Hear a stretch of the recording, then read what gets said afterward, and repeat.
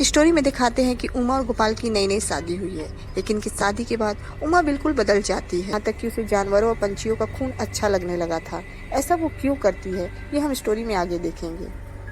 उमा और गोपाल की नई नई शादी हुई है, लेकिन उन्हें पति पत्नी जैसा कुछ भी रिश्ता नहीं है। सुहाग रात के दिन वो लोग एक साथ बैठे तो रहते हैं, मगर एक दूसरे के साथ बात भी नहीं करते हैं। कुछ देर बाद दोनों सो जाते हैं। जब उमा की नींद खुलती है तो वह देखती है कि गोपाल वहाँ पर नहीं है। उमा को काफी तेज भूख लगी रहती है, लेकिन गोपाल का कोई अता पता नहीं रहता है।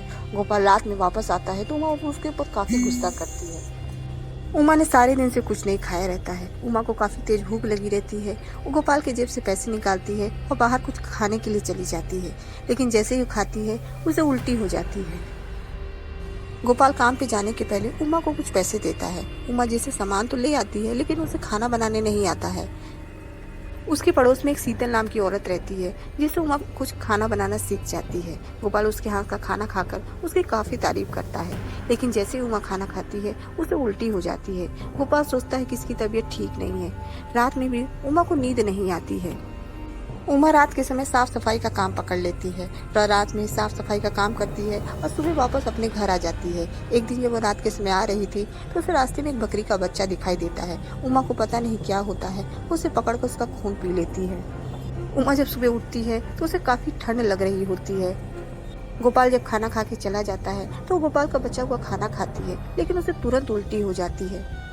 कुछ देर बाद वो एक झाड़ी में जाती है और वहाँ से एक परिंदा पकड़कर उसका खून पी लेती है। उस परिंदे को अपने घर में लाकर उसे बांधकर एक डिब्बी में रख देती है।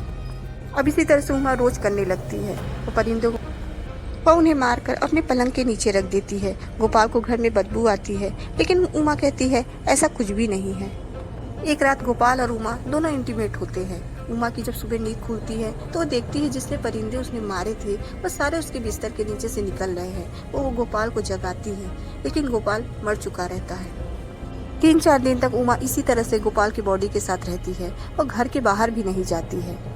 वह गोपाल की बॉडी को फूलों से सजा देती है, उसे दिया बत्ती कर देती है। उसकी बॉडी को वो लाइट से सजा देती है। एक दिन गोपाल के फ्रेंड की बीवी उसके घर आ जाती है और गोपाल की लाश को वो देख लेती है। उमा उससे कहती है तुझे नहीं मालूम मैं कितनी प्यासी हूँ, यह कहते हुए वो उसे मार डालती है। उमा गोपाल की बॉडी को एक सुनसान जगह पर ले जाती है और उसे जला देती है। तो अपने घर वापस आती है तो सारे मोहल्ले वाले उसके घर को जलाते रहते हैं। वो लोग उसे डायन मानते हैं। उमा वहाँ से भाग जाती है। स्टोरी के अंत में दिखाते हैं कि उमा एक ट्रेन पकड़कर यहाँ से चली जाती है। असल में उमा एक वैम्पायर रहती है। इसी तरह की स्टोरी के लिए मेरे वीडियो को लाइक और चैनल को सब्सक्राइब करें।